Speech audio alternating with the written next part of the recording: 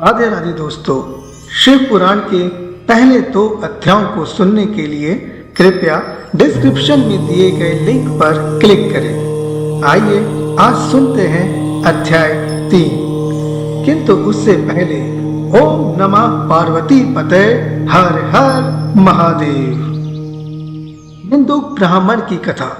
श्री सूत जी बोले, शौनक सुनो, मैं तुम्हारे सामने एक अन्य गोपनीय कथा का वर्णन करूंगा, क्योंकि तुम शिव भक्तों में अग्रणी व वेद वेत्ताओं में श्रेष्ठ हो। समुद्र के निकटवर्ती प्रदेश में वाशकल नामक गांव है, जहां वैदिक धर्म से विमुख महापापी मनुष्य रहते हैं। वे सभी दुष्ट हैं एवं उनका मन दूषित विषय भोगों में ही लगा रहता है। वे देवताओं एवं भाग्य पर विश्वास नहीं करते। वे सभी कुटिल वृत्ति वाले हैं, किसानी करते हैं और विभिन्न प्रकार के अस्त्र शस्त्र रखते हैं। वे व्यभिचारी हैं। वे इस बात से पूर्णतः अनजान हैं कि ज्ञान, वैराग्य तथा सद्धर्म ही मनुष्य के लिए परम पुरुषार्थ है। वे सभी पशु बुद्धि हैं। अन्य समुदाय के लोग भी उन्हीं की तरह बुरे विचार रखने वाले धर्म से विमुख हैं। वे नित्य कुकर्म में लगे रहते हैं एवं सदा विषय भोगों में डूबे रहते हैं। वहां की स्त्रियां भी बुरे स्वभाव की, स्वेच्छाचारिणी, पाप में डूबी, कुटिल सोच वाली और व्यभिचारिणी हैं। वे सभी सद्व्यवहार तथा सदाचार से सर्वथा शून्य हैं। वहां सिर्फ दुष्टों का निवास है। वाशकल नामक गांव में बिंदुक नाम का एक ब्राह्मण रहा करता था। वह अधर्मी, दुरात्मा एवं महापापी था। उसकी स्त्री बहुत सुंदर थी। उसका नाम चंचुला था। वह सदा उत्तम धर्म का पालन करती थी, परंतु बिंदुक वैश्यगामी था। इस तरह कुकर्म करते हुए बहुत समय व्यतीत हो गया। उसकी स्त्री काम से पीड़ित होने पर भी स्वधर्म नाश के भय से क्लेश सहकर भी काफी समय तक धर्म भ्रष्ट नहीं हुई, परंतु आगे चलकर वह भी अपने दुराचारी पति के आचरण से प्रभावित होकर दुराचारणी और अपने धर्म से विमुख हो गई। इस तरह दुराचार में डूबे हुए उन पति पत्नी का बहुत सा समय व्यर्थ बीत गया। वैश्यगामी दूषित बुद्धि वाला वह दुष्ट ब्राह्मण बिंदुक समय अनुसार मृत्यु को प्राप्त हो नरक में चला गया। बहुत दिनों तक नरक के दुखों को भोगकर वह मूढ़ बुद्धि पापी विंध्य पर्वत पर भयंकर पिशाच हुआ। इधर उस दुराचारी बिंदुक के मर जाने पर वह चंचुला नामक स्त्री बहुत समय तक पुत्रों के साथ अपने घर में ही रहा करती थी। पति की मृत्यु के बाद वह भी अपने धर्म से गिरकर पर पुरुषों का संग करने लगी। सतिया विपत्ति में भी अपने धर्म का पालन करना नहीं छोड़ती। यही तो तप है। तप कठिन तो होता है, लेकिन उसका फल मीठा होता है। विषय इस सत्य को नहीं जानता, इसलिए वह विषयों के विष फल का स्वाद लेते हुए भोग करता है।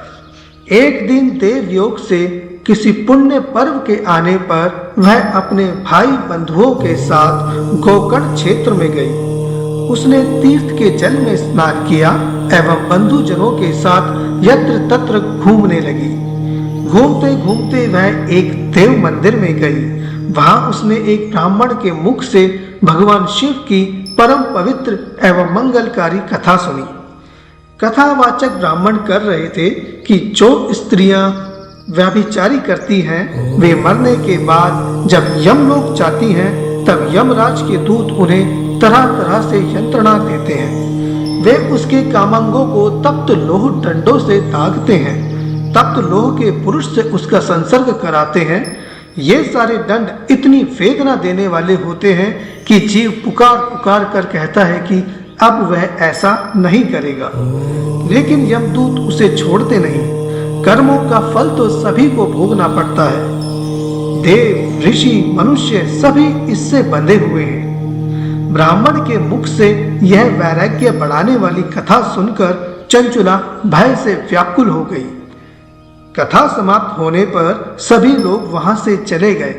तब कथा बांचने वाले ब्राह्मण देवता से चंचुला ने कहा, हे ब्राह्मण, धर्म को ना जानने के कारण मेरे द्वारा बहुत बड़ा दुराचार हुआ है। स्वामी, मेरे ऊपर कृपा कर मेरा उद्धार कीजिए। आपके प्रवचन को सुनकर मुझे इस संसार से वैराग्य हो गया है। मुझ मूढ़ चित्त वाली पापनी को धिक्कार है। मैं निंदा के योग्य हूँ। मैं बुरे विषयों में फंसकर अपने धर्म से विमुख हो गई थी। कौन मुझ जैसी कुमार्ग में मन लगाने वाली पापनी का साथ देगा? जब यमदूत मेरे गले में फंदा डालकर मुझे बांधकर ले जाएंगे और नरक में मेरे शरीर के टुकड़े करेंगे, तब मैं कैसे उन महायातनाओं को सहन कर पाऊंगी? मैं सब प्रकार से नष्ट हो गई हूँ, क्योंकि अभी तक मैं हर तरह से पाप में डूबी रही हूँ। हे ब्राह्मण देवता, आप मेरे गुरु हैं, आप ही मेरे माता पिता हैं। मैं आपकी शरण में आई हूँ। मुझ अबला का अब आप ही उद्धार कर सकते हैं। सूत जी कहते हैं, शौनक, इस प्रकार विलाप करती हुई चंचुला ब्राह्मण देवता के चरणों में गिर पड़ी। तब ब्राह्मण ने उसे कृपा पूर्वक उठाया। ब्राह्मण बोले, नारी, तुम सौभाग्यशाली हो। यह था अध्याय 3। आशा करता हूं कि आपको यह अध्याय पसंद आ रहा होगा। आगे की कहानी हम अध्याय 4 में सुनाएंगे, जो कि आने वाले वीडियो में होगा। तब तक हमारे साथ बने रहें। धन्यवाद। राधे राधे। ओम नमः पार्वती पते। हर हर महादेव।